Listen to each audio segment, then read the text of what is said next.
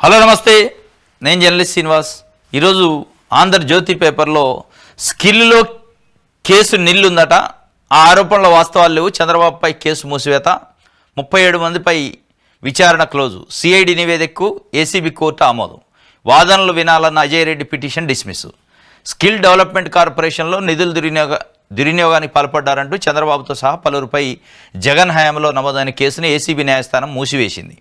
ఈ కేసులో ఆరోపణలు వాస్తవం కాదంటూ మిస్టేక్ ఆఫ్ ఫ్యాక్ట్ సిఐడి ఇచ్చిన తుది నివేదికను న్యాయస్థానం ఆమోదించింది. చంద్రబాబు సహా 37 మందిపై విచారణను మూసివేస్తున్నట్టు ఏసీబీ ప్రత్యేక న్యాయస్థానం ప్రకటించింది. ఈ మేరకు విజయవాడ ఏసీబీ కోర్టు సోమవారం తీర్పు వెలువరించింది. ఇదే సమయంలో ఈ కేసులో తీర్పు వెలువరించే ముందు తన వాదనలు వెళ్లాలని అజయ్ రెడ్డి దాఖలు చేసిన పిటిషన్ కొట్టివేసింది. ఆంధ్రజ్యోతి పేపరు స్కిల్లో కేసు నిల్లట, మిస్టేక్ ఆఫ్ ఫ్యాక్ట్ అట. 37 మందిని కేసు నుంచి తొలగించింది. దాంట్లో ప్రధానంగా చంద్రబాబు నాయుడు గారు 52 రోజుల పాటు రాజమండ్రి సెంట్రల్ జైల్లో ఉండి వచ్చారు. ఈ కేసు విషయంలోనే ఇంత మిస్టేక్ ఆఫ్ ఫ్యాక్ట్ ఉన్న కేసు విషయంలోనే, అంటే మిస్టేక్ ఆఫ్ ఫ్యాక్ట్ అని మీరు అంటున్నారు క్లోజ్ కోసం, కానీ ప్రజలు, మేధావులు, ప్రజాస్వామ్యవాదులు, లా తెలిసిన వాళ్ళు ఏమనుకుంటున్నారంటే ఇంత మిస్టేక్ ఆఫ్ ఫ్యాక్ట్ ఉన్న కేసులో రిమాండ్ ఎట్లా విధించారు చంద్రబాబు నాయుడు గారికి? రిమాండ్ కానీ రిజెక్ట్ కావాలి కదా, రిమాండ్ రిపోర్ట్ రిజెక్ట్ కావాలి. రిమాండ్ వేసేటప్పుడు సిద్ధార్థ లుద్రా సుప్రీంకోర్టు సీనియర్ అడ్వకేట్ని పట్టుకొచ్చుకున్నారు చంద్రబాబు నాయుడు గారు. ఆయన దాదాపు కొన్ని గంటల పాటు వాదనలు వినిపించినప్పటికీ రిమాండ్ చేసి జైలుకు పంపారు. ఇదే ఏసీబీ కోర్టు. పంపిన తర్వాత ఏమైంది? హైకోర్టులో పిటిషన్ వేశారు, ఈ రిమాండ్ని రిజెక్ట్ చేయండి అని. హైకోర్టు రిజెక్ట్ చేసింది వాళ్ళ పిటిషన్ని. సుప్రీంకోర్టులో పిటిషన్ వేశారు. ఈ 2-3 కోర్టులు కూడా రిమాండ్ రిపోర్ట్ని ఎలో చేసినాయి. వాళ్ళు అంటున్న అక్రమ కేసు అనే దాన్ని ఒప్పుకోలేదు. చంద్రబాబు నాయుడు గారు వేసిన పిటిషన్స్ని తిరస్కరించింది. మరి అప్పుడు లేని మిస్టేక్ ఆఫ్ ఫ్యాక్ట్ ఇప్పుడు ఎక్కడి నుంచి వచ్చింది? ఫ్యాక్టు అంటే అధికారం వచ్చింది కాబట్టి మిస్టేక్ ఆఫ్ ఫ్యాక్ట్ వచ్చిందా?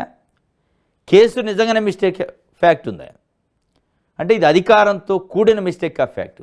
ఫ్యాక్ట్లో మిస్టేక్ లేదు, ఫ్యాక్ట్ని సప్రెస్ చేస్తాను. ఇప్పుడు వాస్తవాలని తొక్కిపెట్టే కార్యక్రమం చంద్రబాబు నాయుడు గారి ప్రభుత్వం ఉంది కాబట్టి సిఐడి అట రిపోర్ట్ వేసిందట మిస్టేక్ ఆఫ్ ఫ్యాక్ట్ అని.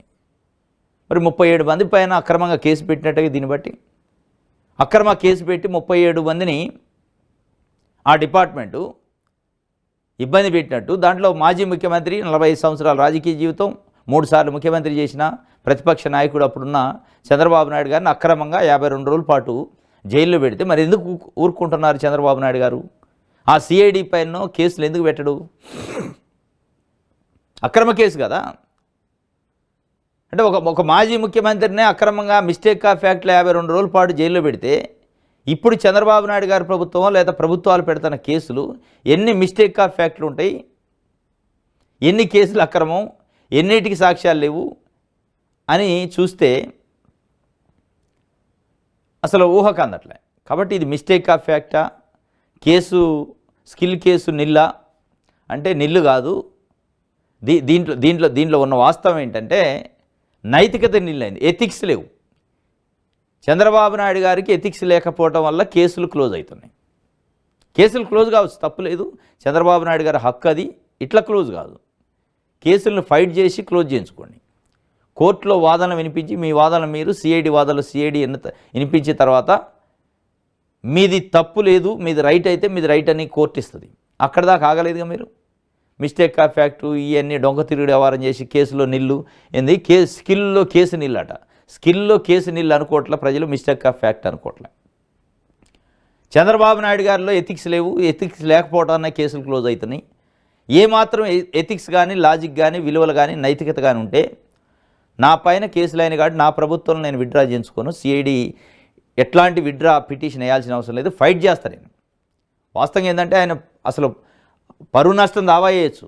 నిజంగానే మిస్టేక్ ఆఫ్ ఫ్యాక్ట్ ఉంటే, నిజంగానే ఏమీ లేకపోతే ఒక మాజీ ముఖ్యమంత్రి, ప్రతిపక్ష నాయకుడు, మొత్తం భారతదేశంలో ఒక సీనియర్ పొలిటీషియను, అట్లాంటి వ్యక్తిని మిస్టేక్ ఆఫ్ ఫ్యాక్ట్తోనే చిన్న ఆధారం కూడా లేకుండా కేసు పెట్టి లోపటేస్తే ఆయన ఊరుకుంటారు? ఎవరు నిజంగానే ఆధారాలు లేకుండా కేసు వేస్తే మిస్టేక్ ఆఫ్ ఫ్యాక్ట్ అయితే పరువు నష్టం దావా ఎవరిపైన వేయాలి ఇప్పుడు? ఇంకా అట్లాంటి జగన్మోహన్ రెడ్డి జైల్లో పెట్టి, జగన్మోహన్ రెడ్డి ముఖ్యమంత్రి వచ్చి అరెస్ట్ చేయడు. ఇప్పుడు చంద్రబాబు నాయుడు గారు ప్రభుత్వంలో పెట్టే కేసులన్నీ చంద్రబాబు నాయుడు గారు లోకేష్ దగ్గరుండి పెట్టించరు. ఆఫ్ ద రికార్డు చెప్తే చెప్పొచ్చు. ఆన్ ద రికార్డు ఎవరు చేస్తారు? ఆఫీసర్ చేస్తారు. ఇప్పుడైనా అప్పుడైనా ఏది మరి మీరు ఏ చర్యలు తీసుకుంటారు? ఏది లేదు. కాబట్టి ఇది కేసులో నిల్లుండి కాదు, కేసు ఉంది, ఫ్యాక్ట్ ఉంది, ఫ్యాక్ట్ని సప్రెస్ చేస్తున్నారు. ఎథిక్స్ మొత్తం వదిలేసి, విలువలు వదిలేసి, నైతికత వదిలేసి కేసుల్ని క్లోజ్ చేసుకుంటున్నారు. ఇది ఒక రకంగా చంద్రబాబు నాయుడు గారికి ఒక పెద్ద మచ్చ, చాలా పెద్ద మచ్చ. మరి ఆయన గమనిస్తుండా లేదు తెలియదు కానీ 37 మంది పైన కేసులు విడ్రా అయిని కోట్లల్లో బరిగీసి జిల్లాలో కోడిపందాలకు అంతటా రెడీ. కోడిపందాల పైన వాస్తవంగా హైకోర్టు తీర్పిచ్చింది. హైకోర్టు చెప్పింది ఐఏఎస్లు, ఐపీఎస్ ఆఫీసర్లు, జిల్లా కలెక్టర్లు, ఎస్పీలు, పోలీసు, రెవెన్యూ డిపార్ట్మెంట్ని చాలా సీరియస్గా చెప్పింది ప్రభుత్వాన్ని. ముమ్మరంగా తనిఖీలు చేయండి, ఎక్కడ కోడిపందాలు జూదం నడవటానికి లేదని. జూదం నడుస్తూనే ఉంది. అంటే జంతు బలి నిరోధక చట్టం 1960 ప్రకారం, ఏపీ జూద నిరోధక చట్టం 1974 ప్రకారం ఈ రెండు కోడిపందాలు అనేది నిషేధం. వాస్తవంగా చట్ట ప్రకారం నిషేధం ఉంది, చట్టం ఉంది, కోర్టు చెప్పింది. పెద్ద ప్రభుత్వం ఉంది మన దగ్గర, ఒక విజనరీ ప్రభుత్వం, చాలా అద్భుతమైన పరిపాలన ఉందంటున్నారు.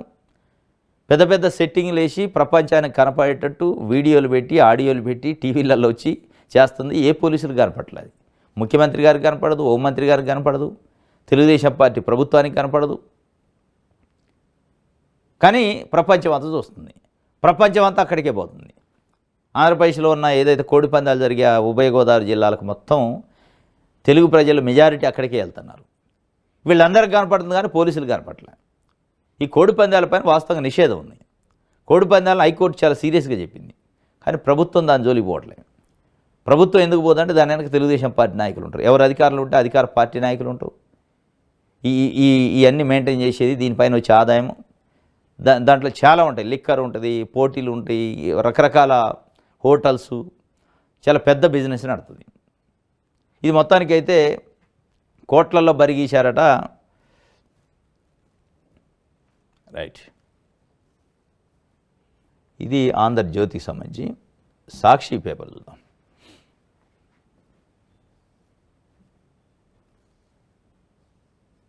రైట్, పెద్ద లాబింగు. ఏపీ కోటాలో త్వరలో 4 రాజ్యసభ సీట్లు ఖాళీ అవుతున్నాయి. 2 సీట్లపై బీజేపీ కన్ను. టీడీపీ జనసేనకు చెరోటి. జనసేన ఖాతాలో లింగమనేని రమేష్కి ఛాన్సు. టీడీపీ సీటు మళ్ళా సానా సతీష్కే కేటాయించే అవకాశం. బాబు తీరుపై రగిలిపోతున్న టీడీపీ సీనియర్లు యనమల, ఏబిఎన్ రాధాకృష్ణ అట. ఏబిఎన్ రాధాకృష్ణకు కూడా కోపం వస్తుంది ఇప్పుడు. ఏబిఎన్ రాధాకృష్ణ గారు చాలా పెద్ద ప్లాన్ వేశారు. ఆ పెద్ద ప్లాన్ ఏంటంటే పార్లమెంట్లో ఉన్న పెద్దల సభకు పోవడానికి ప్లాన్ వేసాడు.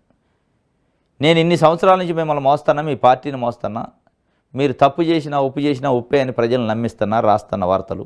ఇప్పటికే మీకోసం అహర్నిశలు కష్టపడుతున్నా, భుజాలు కాయలు కాసి మోసి మీరు చేసిన ఎన్నో పరిపాలనలో, ప్రభుత్వంలో తప్పులు, పార్టీలో తప్పులు, రకరకాల వాటిని కూడా వెనకేసుకొచ్చి ఇది తప్పు కాదు రైట్ అని నేను సమర్థిస్తే నాకు ఒక పదవి ఇవ్వ.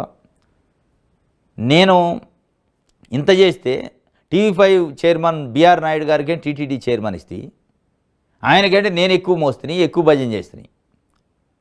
నేను టీవీ ఉండి నాకు పత్రిక 2 ఉండే. నేను పాంప్లెట్ లెక్క రోజు రాస్తాను, కొత్త కొత్త పలుకులు రాస్తాను మీకోసం. మీకు వ్యతిరేకంగా ఉన్న వాళ్ళ మీద ఏదో ఒక బురద తలుతుంటే నిందలు మోతాన్ని పలుకులల్లని.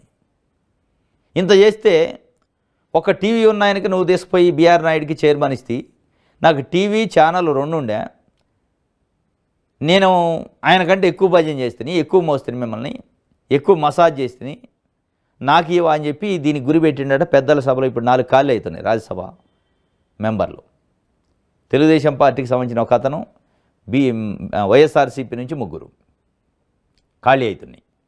ఆ ఖాళీల్లో సీనియర్ తెలుగుదేశం పార్టీ నాయకుడు యనమల రామకృష్ణుడు, బీసీ సామాజిక వర్గం, ఆయన ఆశిస్తాడు. సరే, ఆయన ఆశించేటట్టు తప్పులేదు. తెలుగుదేశం పార్టీ కోసం పార్టీ పెట్టినప్పటి నుంచి ఇప్పటి వరకు జెండా మోసిండు. బడుగు బలహీన వర్గాలని తెలుగుదేశం పార్టీతో ఉండేటట్టుగా చేసిండు. ఆయన చూసి బడుగు బలహీన వర్గాలు సామాజిక వర్గం ఉంది. ఆయన ఆ పార్టీ కోసం కష్టపడ్డాడు కాబట్టి, రాష్ట్రం కోసం సేవ చేసిండు కాబట్టి ఆయన ఆశించడంలో, ఆయన ఆశలో తప్పు లేదు. మరి ఏబిఎన్ రాధాకృష్ణ గారు ఏం సేవ చేసిండు? ఎవరికి సేవ చేసిండు? రాష్ట్రానికి చేసిండా? ఈ రాష్ట్ర ప్రజలకు చేసిండా? లేదా తెలుగుదేశం పార్టీకి చేసిండా? తెలుగుదేశం పార్టీకి చేస్తే దమ్మున్న పత్రిక, దమ్మున్న ఛానలు నిజాలు నిక్కచ్చికి చెప్పిద్ది అన్నప్పుడు తెలుగుదేశం పార్టీ కోసం పనిచేసిన నిజాలు ఏం చెబుతారు? ఆ పార్టీ కోసం చెబుతారు. ఇది మొత్తానికి ఒక పెద్ద స్కెచ్ చేశారట. రగిలిపోతున్నాడు బాబు తీరు పైన యనమల అండ్ ఏబిఎన్ రాధాకృష్ణ. నాకు ఇవా, ఎందుకు ఇవ్వని. ఇప్పుడు ఆయన బాధ ఆయనకుంది. చంద్రబాబు నాయుడు గారు 4 ఖాళీ అయితే 2 ముందే ఢిల్లీలో లాక్ అయిపోయినాయి.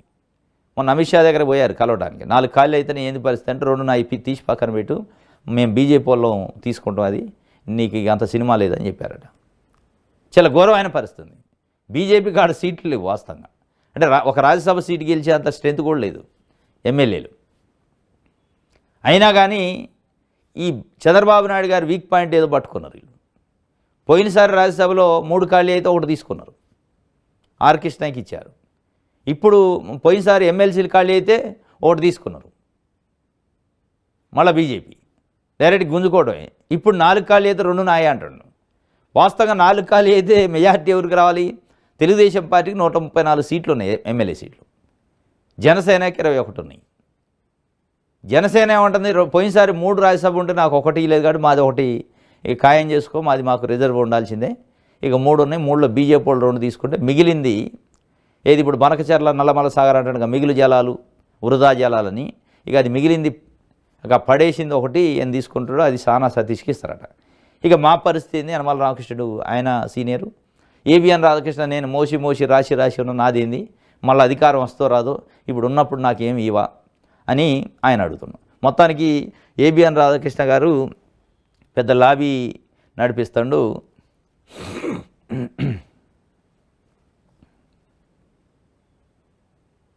రైట్.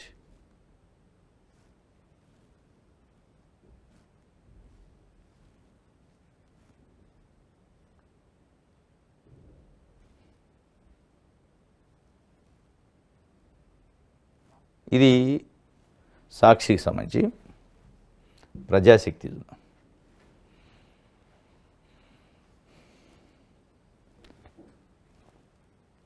కోడి పందాలకు రెడీ, ఎక్కడెక్కడ భారీ ఏర్పాట్లు, హైకోర్టు ఆదేశాలు అమలయ్యానా? ఇంకెక్కడ అమలైతే ఆడ డైరెక్ట్గా అంత పెద్ద ఎత్తున షెడ్లు వేసి, ఫ్లడ్ లైట్లు పెట్టి, ఏసీ రూములు పెట్టి, మానిటర్లు పెట్టి, మొత్తం స్క్రీన్లు పెట్టి నడిపిస్తుంటే హైకోర్టు ఆదేశాలు అమలు చేయాలంటే ఎవరు చేయాలి? రాష్ట్ర ప్రభుత్వం చేయాలి. రాష్ట్ర ప్రభుత్వం చేతులు ఎత్తేసి మీరు పెట్టుకోండి అని చెప్తుంటే ఆఫ్ ద రికార్డు దాని వెనక తెలుగుదేశం పార్టీ నాయకులు, ఎమ్మెల్యేలు, ఎంపీలు ఉంటే వాళ్ళు పోయి రేపు చూడండి మీరు కోడి పందాల్లో కోళ్ళను వదులుతుంటారు ఎమ్మెల్యేలు, ఎంపీలు. లాస్ట్ టైం వదిలేరు. ఎంపీలు, మంత్రులు కూడా కొన్ని చోట్ల వదిలేరు. ఇప్పుడు కూడా అదే ఉంటుంది. మరి అమలు చేసేది ఎవరు? రైట్.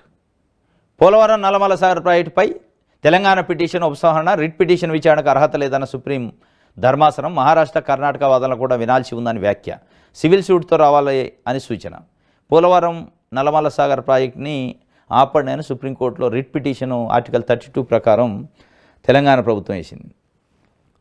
దానిపైన సుప్రీంకోర్టు లాస్ట్ టైము ఫస్ట్ డేనే చెప్పింది ఇది అసలు పిటిషనే కరెక్ట్ లేనట్టుంది, అర్హత లేనట్టుంది పిటిషన్ వినటానికి. ఆర్టికల్ 32 ప్రకారం రిట్ అవసరం లేదు దీనికి. ఆర్టికల్ 131 ప్రకారం మీరు సివిల్ సూట్ వేసుకోండి. ఎందుకంటే ఇది పార్టీషన్కి సంబంధించి, కృష్ణా జలాల పంపిణీకి సంబంధించి, గోదావరి జలాల పంపిణీకి సంబంధించి.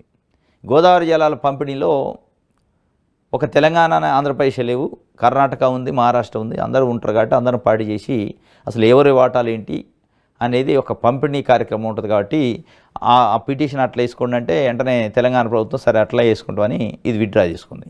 ఇక దీనిపైన తెలుగుదేశం పార్టీ మీడియా నిన్నటి నుంచి అయిపోయింది, నల్లమల సాగర్ కట్టుకోవచ్చు అని చెప్పింది సుప్రీంకోర్టు ఏం చెప్పలే, వేరే రకంగా ఆల్టర్నేట్ ప్లాట్ఫామ్లో రాండి, ఆల్టర్నేట్ పిటిషన్తో రాండి తప్ప ఇది కాదు పిటిషన్ అని చెప్పింది తప్ప నల్లమల సాగర్ రైటే అని ఎక్కడ సుప్రీంకోర్టు చెప్పలే. కానీ రైటే ఏంటంటే ఇప్పుడు వీళ్ళ బాధ అంతా ఏంది, ఆడ కాంట్రాక్టు, ప్యాకేజీ, కమిషన్లు. ఇది ఒక బడా కాంట్రాక్టర్ మదిలోంచి వచ్చిన ప్రాజెక్ట్ ఇది. దానికోసం అయిపోయింది కట్టుకో అని అంటారు. మరి కట్టుకోమంటే కడతారా? కట్టరు. మళ్ళీ రేపు పిటిషన్ పడితే సివిల్ సూటు. ఇది ఒక వార్త. అయితే మెట్టలకు మిఠాయి, విశాఖ స్టీల్కి చేదు. ఆర్సెల్ఆర్ మెట్టల్ స్టీల్ ఫ్యాక్టరీకి సంబంధించి సొంత పోర్టు, సొంత గనులు అన్నీ ఏర్పాటు చేస్తుంది చంద్రబాబు నాయుడు గారి ప్రభుత్వం. ఆర్సెల్ఆర్ మెట్టల్ కంపెనీకి సొంత గనులు కేటాయించడం కోసం దానికి అనేక రకాలైన ప్రోత్సాహకాలు ఇప్పించడానికి కేంద్ర ప్రభుత్వం దగ్గర లాబీ చేస్తుంది చంద్రబాబు నాయుడు గారు. కేంద్ర ప్రభుత్వాన్ని దగ్గరకు పోయినప్పుడల్లా ఈ మెట్టల్ కంపెనీ గురించి చెప్తున్నాడు. దానికి కాస్త సాయం చేయండి, దాన్ని తొందరగా చేయండి, దాన్ని తొందరగా చేయండి. 5 సంవత్సరాలుగా విశాఖ స్టీల్ ఫ్యాక్టరీని కాపాడండి, విశాఖ ఉక్కు ఆంధ్రుల హక్కు, దాన్ని హరించే కార్యక్రమం చేయమాకండి, దాన్ని ప్రైవేటీకరణని అడ్డుకోండి, ఆపండి అని తెలుగుదేశం పార్టీని, జనసేనని, బీజేపీని, వైఎస్ఆర్సీపీని కోరుతున్నారు ఆ కార్మికులు. 5 సంవత్సరాల నుంచి ఉద్యమం చేస్తాను. 5 సంవత్సరాల ఉద్యమం కనపడలేదు చంద్రబాబు నాయుడు గారికి. కానీ మెట్టలు కనపడుతాడు. లేస్తే కూర్చుంటే మెట్టలు కనపడుతున్నా, మెట్టల కోసం మిఠాయిలు తినిపిస్తాడు.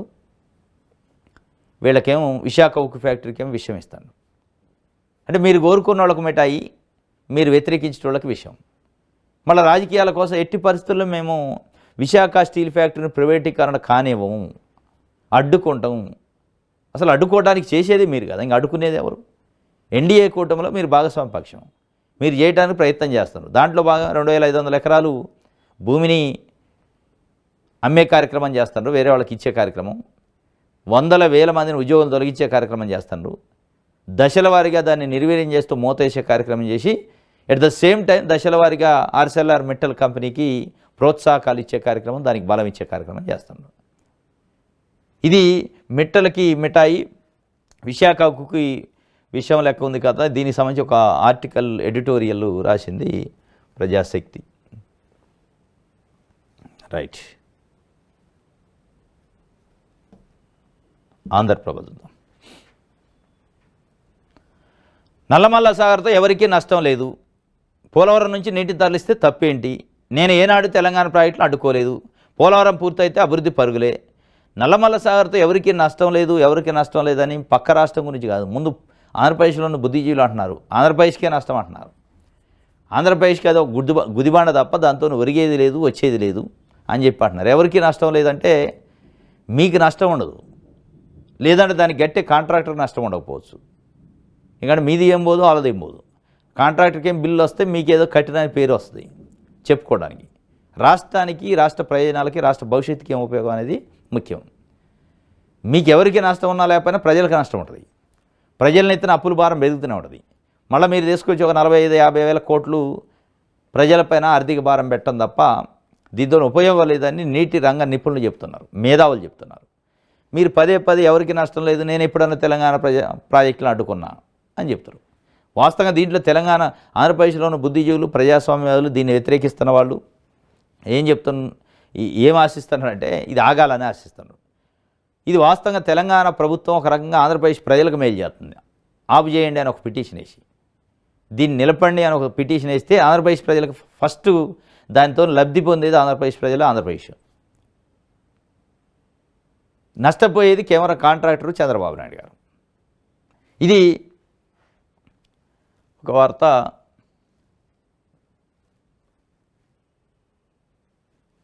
రైట్. ఇది ఆంధ్రప్రభ ఈనాడు చూద్దాం.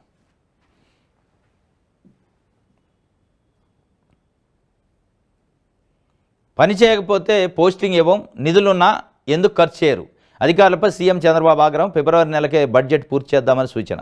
ఒకరిద్దరికి అలా చేస్తే మిగిలిన వారికి చురుకు వస్తుంది, పని చేయకపోతే పోస్టింగ్ ఇవ్వమని అధికారులకి హెచ్చరిక జారీ చేసిండు చంద్రబాబు నాయుడు గారు. నిధులున్నా ఖర్చు చేయట్లేదట.